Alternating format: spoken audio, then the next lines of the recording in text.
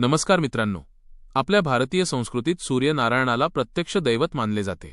मकर संक्रांतीनंतर येणारा सर्वात मोठा आणि महत्त्वाचा सण म्हणजे रथसप्तमी। यालाच सूर्य जयंती किंवा माघ सप्तमी असेही म्हणतात। आजच्या या विशेष भागात आपण रथसप्तमीचे महत्त्व, सूर्यदेवाचा जन्म कसा झाला, या दिवशी अंगणात दूध का उतू घालवतात आणि सूर्याच्या उपासनेने आपले आरोग्य कसे सुधारते यावर अतिशय सखोल चर्चा करणार आहोत। हा व्हिडिओ तुमच्यासाठी ज्ञानाचा खजिना ठरणार आहे, त्यामुळे शेवटपर्यंत नक्की पहा। रथसप्तमी म्हणजे नेमके काय?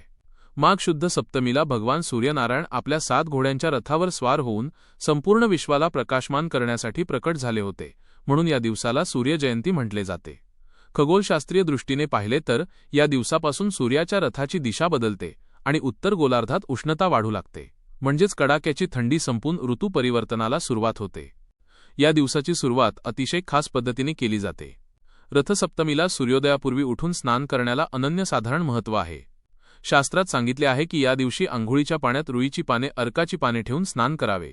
7 पाने डोक्यावर, खांद्यावर ठेवून स्नान केल्याने शरीरातील आजार दूर होतात आणि त्वचेचे विकार बरे होतात असे मानले जाते।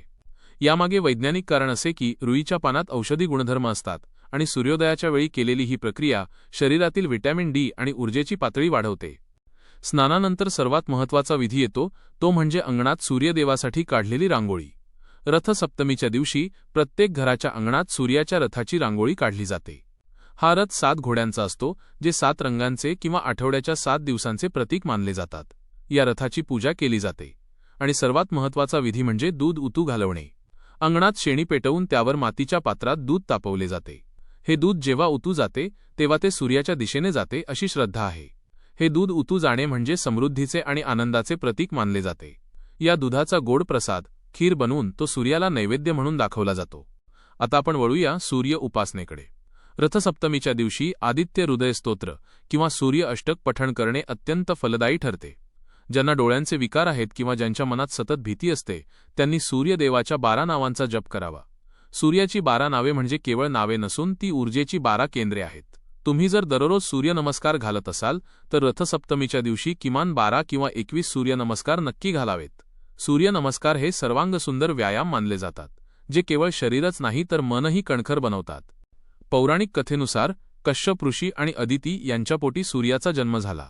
सूर्याने आपल्या प्रखर तेजाने जगातील अंधकार आणि राक्षसांचा नाश केला। आजच्या आधुनिक काळात अंधकार म्हणजे आपल्या मनातील नकारात्मक विचार, आळस आणि नैराश्य।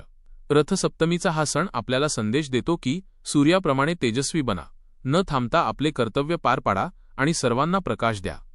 आरोग्याच्या दृष्टीने पाहिले तर सूर्य हा आरोग्यम भास्कर दिच्छेत या उक्तीप्रमाणे आरोग्याचा दाता आहे।